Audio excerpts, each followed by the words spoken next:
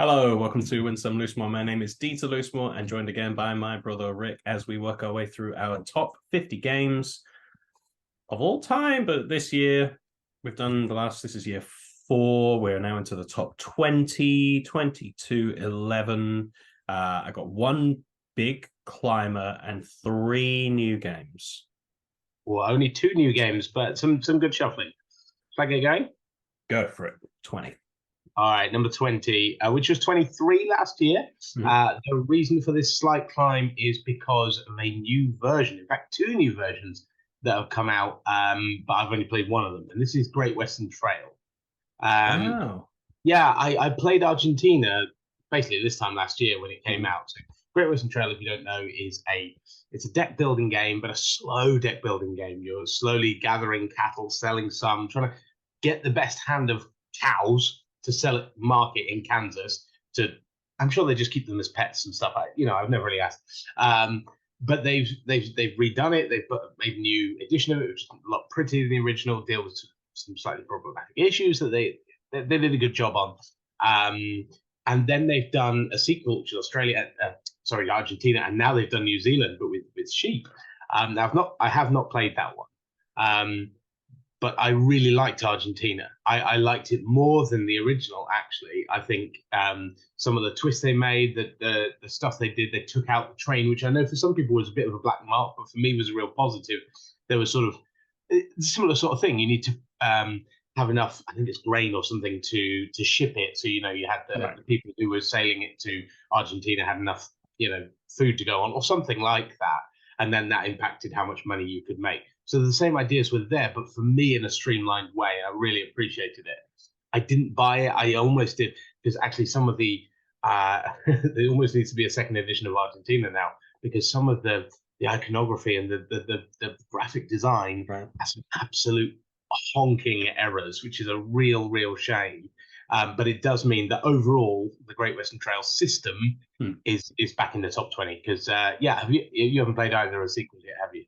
Just the original one and then with the expansion that was on that. Yeah. I don't. Did it fall out? I don't feel like I've mentioned it. I don't think you have actually. It must have fallen out. Must have done. Oh well, a great casualty. It's a great game. It is. It is. It was just one of those that I couldn't hold on to because I wouldn't get it out often enough for it to stay fresh because there was enough twiddly bits to keep me guessing each time. My number 20. Oh no. Yes, Century Eastern Wonders. My bonanza. Insofar Don't even as bother looking up where it is here. Bonanza makes me mad when it comes up on Rick's. Century Eastern Wonders makes Rick mad when it comes up on my list. The Century trilogy of games by Emerson Matsuuchi are a wonderful, clever series of systems that can be interchanged and put together. And does that make 7 rule sets from across 3 games, depending on how you combine them? Very clever. But I'm not counting any of the combos, just the 3 base games. 2 of them make my top 50. This is one of them. This is much more pick up and deliver, moving a boat around the map, still doing the trading things that come up in this series. It's dropped 8 places, so it is now number 20, just about in the top 20. I don't know why people don't like it. I get that it's a little slow. I get that it's only up to 4, so it doesn't have that mass appeal that Rick spoke about last time with Century Spice Road, where it's just easy to do. But it just works for me, and it's a nice puzzle to think out. And if I were to include combinations, 1 and 2 together is my favorite combination. So whether that keeps this up a bit, I don't know. But Century Eastern Wonders, it works for me. It's my list. I wonder if I'd played this before playing Century Spice Road, I'd have gone, this is an interesting game. But because of the fast, fluid, wonderful puzzle that is Century Spice Road, this sort of then adds in a whole load of stuff that I just don't care. So yeah, you're right. Maybe on its own merit, it would have been fine. If it wasn't compared to its predecessor all the time, maybe it would. I don't. Maybe for me, would have stood on its hind legs a little bit. Don't know. Anyway, number 19 for me, a bit of a drop, and one you're going to be sad about, I think, is Paladins of the West Kingdom. That is a massive drop. Oh, Now, not for you. 14 to 19, it would be a huge drop for you, which maybe Yes. gives spoilers away. Right. But we both, can we say, we didn't say this right at the top, 20. These are all great games. Amazing. And every single one of them, I'm like, you could be in my top 10 without any bother. Every single one of these top 20 could be in my top 10 on another day. And, we've both said that, with the sort of vagaries of Pub Meeple, it kind of works out that I don't think any of these 20 to 11 would be in the top 5, but they definitely all have a shot being in the top 10. They're all great. So, yes, a bit of a fall for Paladins, but it is a juicy game. It might just fall into that category that we've talked about a few times. Is it more interesting than fun? I don't think that's true, because I do love the choices in it, but it is one of those that it hasn't stayed in my collection. If it came back and it's on my want to trade list, it'd be fine. Yeah. But because the puzzle is just so rich and so good, the theming, as I've said before in previous years, doesn't quite carry for me in the way some of the other games in that genre do. Sure. But it is meaty and juicy, and honestly could be in my top 10 and I wouldn't blink. It's very, very good. My 19 is a weird one. It was in your last list, maybe the one before, I don't remember. It's up 3 places. No idea why. I don't think either of us have ever owned it. This is Dominion. Right, yeah, no, I think there's just 2 lists now, 2 lists ago. Yeah. But could be again, could be in my top 20 and I wouldn't blink. With the Pub Meeple thing, this is where it came out, and I'm not mad about it. I don't necessarily disagree. It's just always fun. Mm-hmm. It's almost the other end of that spectrum. It's more fun than it is interesting. It's actually quite bland, really. Now, at the time it introduced a new genre and is highly regarded, but a bit basic. Now, I mean, I've not touched the myriad of expansions that exist to change that and mix that up. I've actually only played with the base set, and it's still here. It is. It just works for me. Deck building suits me well. This one, because it's modular, but in a really controlled way, if that makes sense. It's not like, oh, now you can add this weird thing. Now you can add this weird thing, and actually, all of them was actually how you're supposed to play. It's picks and decks. It's curated more than it's modular. Cool. Yes, I like that. Because that works for one of my games in my next list. It's curated. A selection of things. You pick a few of them. They go together. Go. Just works every time for me. Yeah. 19 Dominion. 18 for me is a new game to the list. Oh. It's not a crossover. It's definitely not a crossover. Oh, okay. I don't think you've played this. Oh, sorry. Maybe the one I'm thinking of isn't even in your top 50, but we'll get there. Okay, fine. This is War of the Ring, the card game. Wowzers. That's high. Yeah. Honestly, Pub Meeple, I was just like, what? How is it? I don't know. It's not that good, is it? But when you're like, do you want to play this game? Do you want to play this game? I want to play that game. War of the Ring, Deep mentioned it a few times ago, is a big, broadly 2-player only. You can play 3 and 4 if other people, share the factions and that kind of thing. But best is probably 2 players. Excuse me, 4 hours long. It's very complex. It takes up a lot of table space. There's 5 different types of armies on one side. There's 3 different types of armies on another side. I've got the expansions. I haven't even touched them. It is massive. And there's 4 different ways to win the game. Wow. This is much smaller. And it's interesting that they've called it War of the Ring, the card game. I think that's probably a marketing thing, because actually it's not like, some the card game, the dice game versions. They go, how do we take those central mechanics and turn them into that sort of thing? This is not that. Ian Brody, the designer, he designed his own sort of war games, and then they've gone, oh great, let's almost like paste War of the Ring on that, incorporating some of those aspects from War of the Ring. Sure. What happens? you have a hand of cards. It's fairly limited. I think it's 4 at the beginning. You might stretch to 6 if you get the right sort of numbers of people, and you can pass. And you can pass if other people have more cards than you, which is a bit like in War of the Ring if they have more dice than you, i.e., more actions than you. And there are a couple of other reasons as well. But you can pass or you can play a card. And you can play a card either into a path. There are 9 places on a journey. So basically 9 rounds of the game. Mhm. And you start in Bag End, you start in the Shire, and you end up in Mount Doom. Spoilers, Lord of the Rings. Read it, watch it, get over it. That's the journey. And you can play a person to that path because you're competing, good guys versus bad guys on that path. Or you can play them to a battlefield. And in each round, there's going to be a new battlefield turn up. It could be a goodies, it could be a baddies, it could be a combination of the two. Not all characters or player or cards can be played into every battlefield because Rohan tends to fight in Rohan or in Isengard. It doesn't fight in, and so on and so forth. And not every character can be played on every bit of path because they're just not in that story. So it's quite restrictive. And it gets even more restrictive when to play a card into any of these places, you have to discard a card. You've got 4 cards. You get 2 turns. Effectively, right. There's ways to pick up more cards. There's ways, The other thing you can do, though, is you don't have to put them straight into battle or into the path. You can also put them into reserve. They can't then go into a path or a battle that turn, but later on, you go, oh, he's not ready for this just yet. He doesn't turn up in this bit of the story, but I'm going to put him in reserve, and when he does, he's ready to go. So it's like an arms race, ready to compete. But also sometimes people that sit in reserve, Elrond, who, as we know, if you know the stories, doesn't really do a lot of fighting, but he then gives you ability. Now you can have 5 cards in hand. Now you can have this.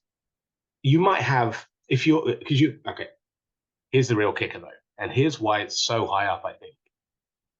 While War of the Ring, the base game, is best sort of one-on-one, 2 people, big old map, War of the Ring, the card game, is best 2-on-2. You play in teams, and you sit in a circle, you sit around the table, but first player is Frodo, second player is the Witch King, third player is Aragorn, and fourth player is Saruman. And yeah, there's more to it than that. So you've got Gondor and the elves in one lot, and then the dwarves, Rohan, and the hobbits are in another deck, and the wizards are in there as well in the end. But they're working together, and they're trying to communicate. And you can communicate openly, but it means the opposite team knows what's going on. You could tell people what's in your hand, or you could not.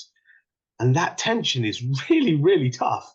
And I've not won this game yet. I've played it a few times, but sometimes because my opponent, for whatever reason, threw the Witch King into battle very, very early and lost him, and we lost the game. Whereas if you put him into reserve, he could have just sat there, making the opposite team discard cards, causing threats and doubts the whole way through the game. But didn't, and that sort of, there aren't many team games. You talked about Captain Sonar last time. It's a team game. Those are hard to come by and make work. And this is one of those team games you go, oh, this is really juicy.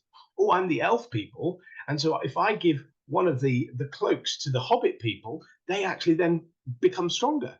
There's real team dynamic that goes on there. And I know I've waffled on quite a lot about that, but it's really simple. And I don't even I just keep it in tins now. I barely keep it in the box. But the richness of team play, as well as choice, as well as where do I play this? Which card do I discard to shuffle back later, hoping that it will come up in order to play this card? This cost every single step of the way, which in a weird way feels like Lord of the Rings, where every step of the way there's cost, there's personal sacrifice, there's human sacrifice.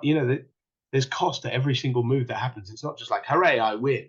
There's sadness. As well as heroics, and that's quite a feat with a small deck of cards. So I really like this one. You might have to edit that down, but I like it a lot. My number 18 has been on the list since its inception. Gone back up 10 places despite not owning it anymore and not having played it since last year. People, who knows? But again, I'm not mad about it. Seven Wonders Duel. Okay. And I've played a couple of the expansions. Don't care for them. No. Just basic. Yes. Seven Wonders Duel. Open table draft. You can see half of the information. You can't see the other half. Go. Yeah. And the three viable victory conditions, but really one won't happen if you've both played before. The other is unlikely to happen if you've both played before. It's just you're going to play the game and see who scores more points, but are distracted by I will not lose to military and they really shouldn't have that science. Yeah. Oh, now they've got that blue that gosh, that's had the tag on it that allowed me to fine. What do I do now? Okay, what's come up now? And it's super simple, but as you go through the three ages, the different things, the guilds are nice, like, endgame scoring. But again, are they a distraction from actually just completing the blue set that you were going for, or having the right production to flip over that seventh wonder so that the other person can't do their fourth? Each of you have a seven total, so somebody's going to miss out. It just works. It's just very good. 18. Yeah. Very, very good. My number 17 is a faller. Cool. 3 years ago, it was number 3. 2 years ago, it was number 6. Last year, it was number 8. And this is Wingspan. Not mad about it. I just haven't played. Sure. And I think that says something. I think it's still charming, and it's still... do you know what it's evolved into for me? It's become my go-to sort of next step game. You've played, some of the very simple games, party games. Do you want something with a little bit of juice? Do you want something that looks utterly gorgeous? And do you want something that you can play and at the end of the game go, I enjoyed that more than I thought I was going to. Play Wingspan. It goes down with basically everyone. Everyone who wants to play anything more than a party game, Wingspan is an absolute hit. There's a reason it's sold millions of copies. It's just really nice. I think for me, as I said about maybe Underwater Cities before, that engine building thing is exactly where I sit. Yeah. All the stuff I love in games, and I just have other ones that I prefer, just that little bit more. So Wingspan is definitely a top 20 game. It's definitely got a huge place in my collection. But I would probably just play something else a little bit ahead of it and have done for the last year. So that's why it's probably. My number 17 is the first of 3 new games. And I mean, the next 3 are the 3 new games. This is the one that I thought is either going to be in this 10 for you or not in the list. I'm not sure you've played my other new game, but we'll see. Okay, my number 17 is Earth. No. Okay, fine. It's what beats Wingspan for me. And yes. I know they're very different games. No, they're not different games. They are basically the same game. But this one's better. Well, we'll see. I've taught Earth to people who like Wingspan.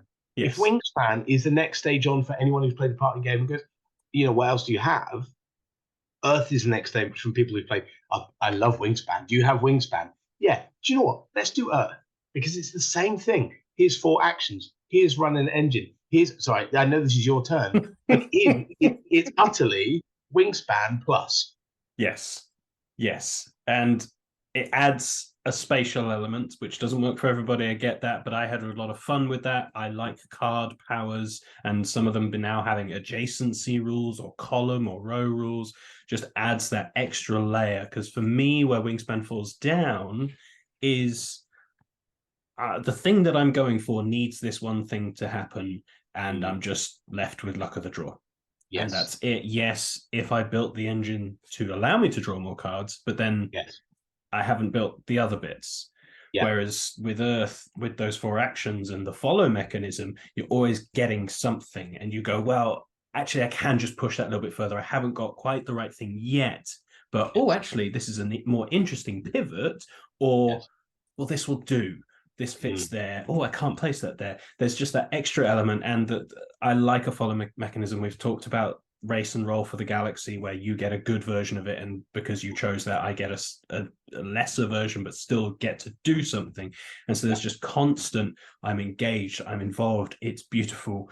And you, instead of the eggs all over the board in Wingspan, you build up these little towers of this, it's all plants instead of birds. But it just works for me, and just it answered the questions that Wingspan leaves me. And I don't want to just compare them, but you have just talked about Wingspan. But for me, that's what it did. It went, I've never been sure about Wingspan. And actually, Wingspan has climbed for me this year, but still, it's good. Whereas I played this and went, oh, yes, this is my kind of, it just felt like my kind of game immediately. And it'll probably go up or down. I don't own it. So if I get it and keep playing it, it might go up or it might settle or go down. I'm ready for that this is an excitement number. But it's good. It is. My number 16, I feel, could be a crossover. And it's ironic because it's number 16, because this is my new number 16 is 32 and nobody loves 32. This is not a crossover in this 10.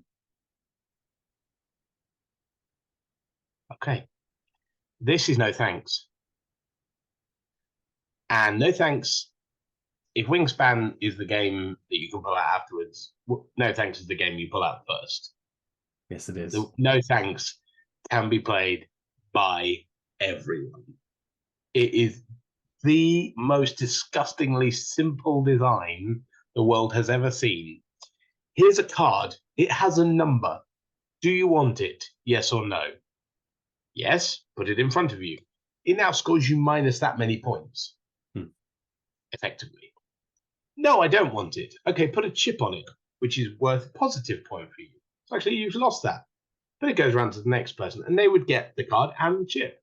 Or they could say no, and they could say no, and they could say no. And so the big numbers like 30s, no, nobody wants those. Nobody loves you 32, said my grandfather as he played this game. Let it go round for the, third time. Eventually, there's a whole load of chips there. Yeah, I want that. And then the twist. It's not really a twist, but the twist. If you have a run of cards, 32, 33, 34, 35, you only score the 32. So nobody wants that 33 that's come up. But you know what you're thinking? I've got 32 and 34. Together, that's 66 points. No one else is going to pick up the 33. But if I get it, I go minus 34 points. No. Do they want 33 points? This is why the game doesn't work in 2-player, because it would, go both ways. But it only works 3 to 7 players. And someone has to fall on their sword to stop you from getting those minus. Just glorious, and so simple and so battered on my shelf because it has been played and played and played. No Thanks. Climbed 30, 23, 20, 16. Achingly simple. Perfect. My number 16 is the newest game on my top 50. And I've taught you this. You were okay about it. I played it solo a few times, enjoyed it, took it to my group, played it 4-player. So much better than I was expecting. My number 16 is Apiary. Yeah, wow. A Stonemaier game from another new designer. Wow. Not going to immediately get it right. Connie Vogelman, yes, I think. Ironic, because it means bird man. I know, but it's Space Bees. Yes. Classic Space Bees. And it's a worker placement, except the workers are 4-sided workers, and you can make them stronger, whatever number you place down. You don't get to choose the number. They are a set number. You pop it down. That's the strength of the action. But when they come back, you get to dial it up once. So next time you use it, cool. Basic worker placement type places, building up a little area, pretty standard. Either immediate benefits, ongoing benefits, or end game benefits. Like, cool. All standard stuff, but with worker bumping, as we've mentioned for viticulture. Neither of us have Charterstone in our list, but still, it's quite a Stonemaier staple these days. It's got a few that just have, I place worker here, and normally that blocks stuff off, but now you can do something about it. In this case, it pushes them back, but then that makes them stronger for my opponent. Do I want to do that? And we talk sometimes about a parapet. What's the thing that just makes it just go over the top? What's the thing that makes us look over? I don't even know that this has one. No, it's very samey. It wasn't at 4. It really wasn't. That interaction of the bumping, I thought 3 would be its sweet spot. I really, really liked 4. It does go up to 5. Because that is the unique thing about it. You do have bumping in other games, and Viticulture 4, it doesn't have that. But Charterstone does, and Grande? you only have... No, does Grande not bump? No, just sort of because ignore me. But you do, you only got 2 workers. Oh, you got one of them back. Well, that's nice. Charterstone. This does take it to a new level in the power of it upgrades when it comes back to you. And I think maybe I can definitely see how in 2-player it was like, well, I'm not going to go there because I don't want to give you this thing. It's almost like why no thanks doesn't work because it's a zero-sum equation. Whereas I can see in 4-player you're going, but look what I've got. I could really see that would improve it. Yeah. Because I thought 3 would be at sweet spot because it's got 2 sides of the board, one for 2 to 3 player, one for 4 to 5 player. And I thought that step up of now there's more spaces. Is it just going to shrink it back down almost to just 2 player? And so maybe a max of 3 would be good. But actually, it still felt tight. It still felt like, I have to bump someone. Can I bump myself? Like suddenly the puzzle became that much richer. Every element felt more important. It just really, really worked. And it's just one I'm excited and keen to keep pulling out, even though there's nothing earth-shattering about it. It's just well done. It's well done. Apiary 16. Well, it did shatter Earth on your list, but that's a whole other thing. All right, my number 15 then. Moving into 15 is another team game. It's the daddy of the team games. It's Captain Sonar. You talked about it last time, and if for all the complexities of War of the Ring, this is not. This is, here's a dry white marker, here's your own unique board, go. Yeah. Best 4v4, works 3v3. You've got one person who's moving around a submarine by drawing a line on a grid and saying north, south, east, west. You've got someone on the opposite team who's a radio operative listening and trying to figure out where they are. There's islands and things in the way that help them figure out on this piece of acetate over the map where they might be.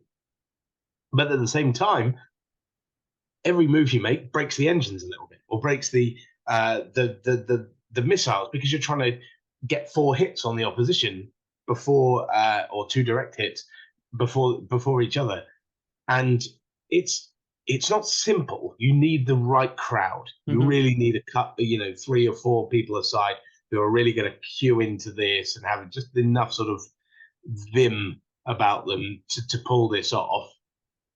But the rule set is simple. Like draw a line, draw a line, draw a line, color in a box, go in a box, color in a box. That's it. But the interaction of the team is par excellence. It's something special. And as we've said before, the memories of the games that we've played are gazumped only by a couple of things on my list. So, number 15, Captain Sonar. Nice. My number 15 is the last of the new games on this section. About to release its second set. I'm super excited. Well, it'll be out by now. Disney Lorcana. Now, wow! So I mentioned Keyforge a little while ago, and that it's dropped, and I said something has come in. Now, I'm a sucker for this stuff, so I understand that. But also, something surprised me about this game. It's relatively standard fare.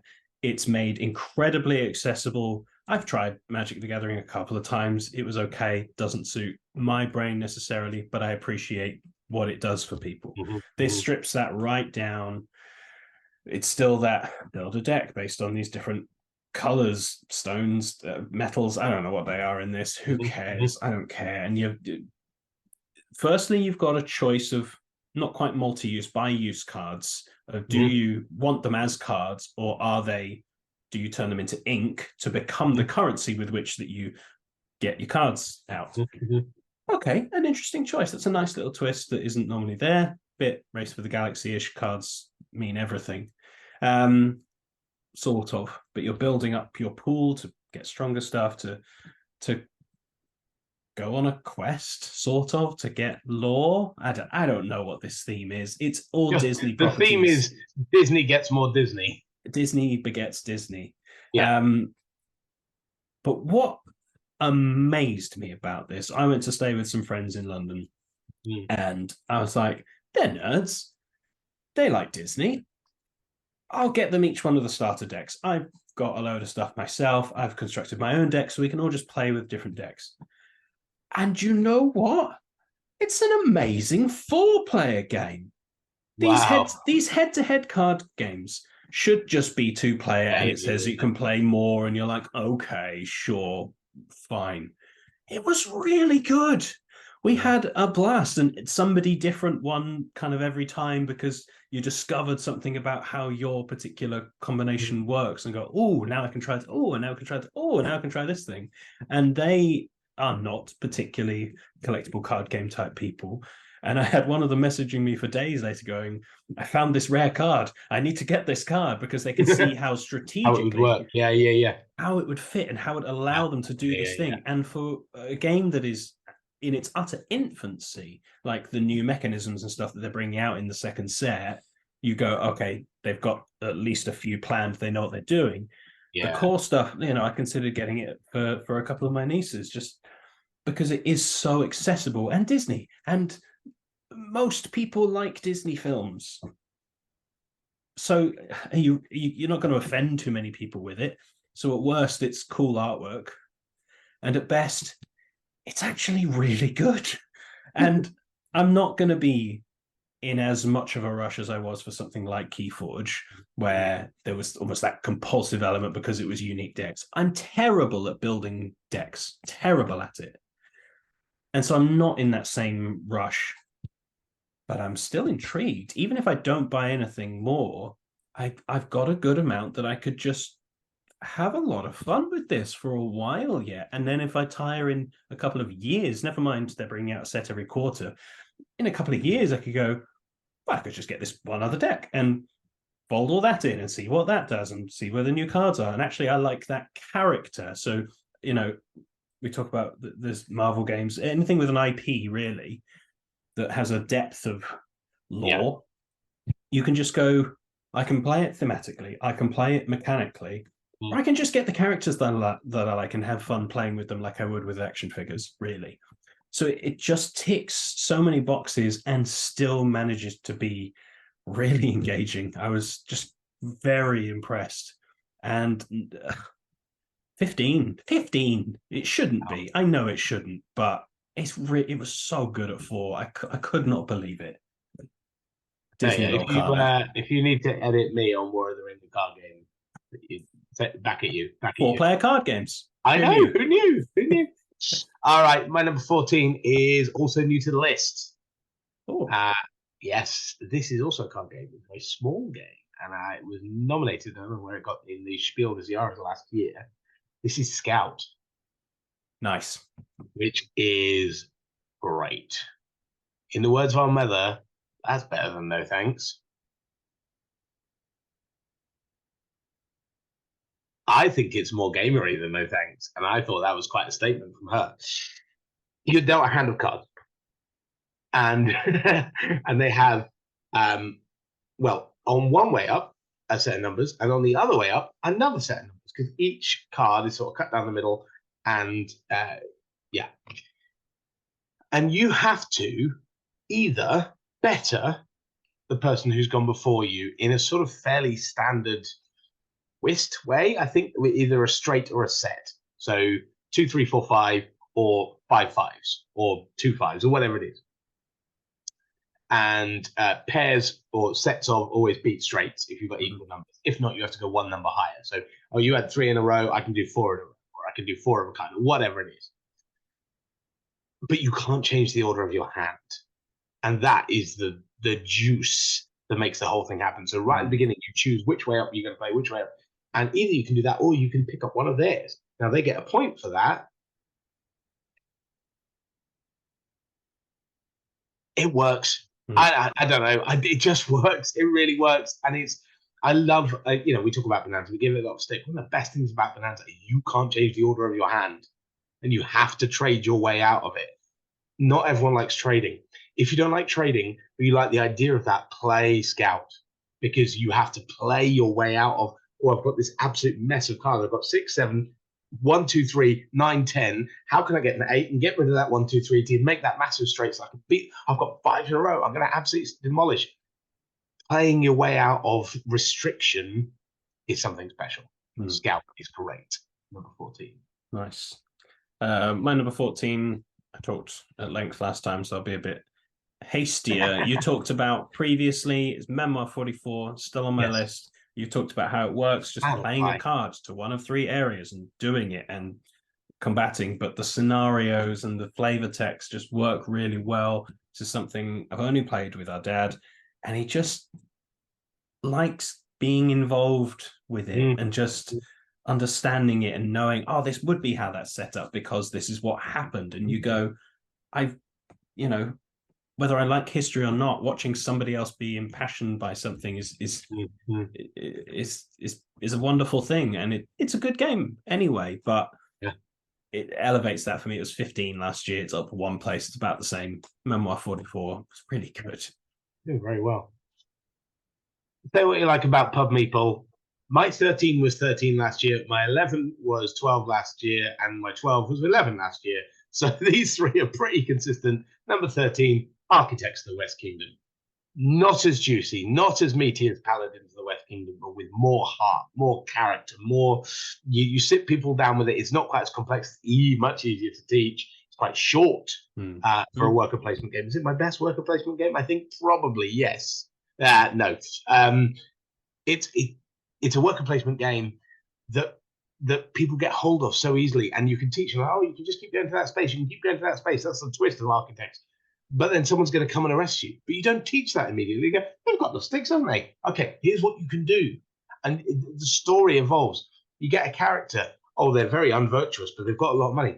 Hey, but if you get their virtue up, they'll be able to score points in different ways. Hey, if you keep their virtue down, they'll be able to score lots of different. And people get this role play involved in it. It's just got heart. And that's why it consistently scores more highly for me than Paladins. Though, pound for pound, Paladins is a better game. Sure. Better. But this one just plays easier for me. And the theming means something. And they're not just like red and blue and black. Yeah. They are actually, they mean something. They mean virtue. They mean it has more heart. With all the same great aesthetic design of Garfield and the Miko, they do great stuff. But Architects is my favorite of the bunch. Do you know what also has great aesthetic design? The anniversary edition of Ticket to Ride. Oh, let's talk about it next. Because it's my number 12. It's up 23 places for me. It's my number 12. Is it? Amazing. Almost a crossover. Just by 1 space. Yeah, it worked. Yeah. Go on, you talk about it. It's fine. But it's also amazing. It's amazing. And there's a point at which you just go, this is just very good. I know. It's so simple. It's just rummy, pick up cards and just play them to put your track down. We play mostly in 2-player on the big map. That's supposed to be the least fun and engaging, but it's just a comfort. Pull out, have a wonderful time with a very simple game that still gives you great feeling of choice. And 2 Days of Wonder games in a row, because their aesthetics typically are excellent. And this special edition version, yes, it's not the standard one. The standard one is a good-looking game. Yeah. The one that I managed to pick up is a very good-looking game. Ticket to Ride, my number 13. Anything to add for your 12?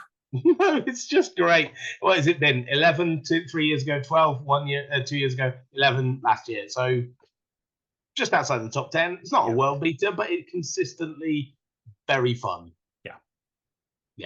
My number 12 then, down 4 places, back out of the top 10. It was in my top 10 because I played it and focused on it so much last year for my master's degree. This is Tapestry. I'd used it as part of my research that I'd done.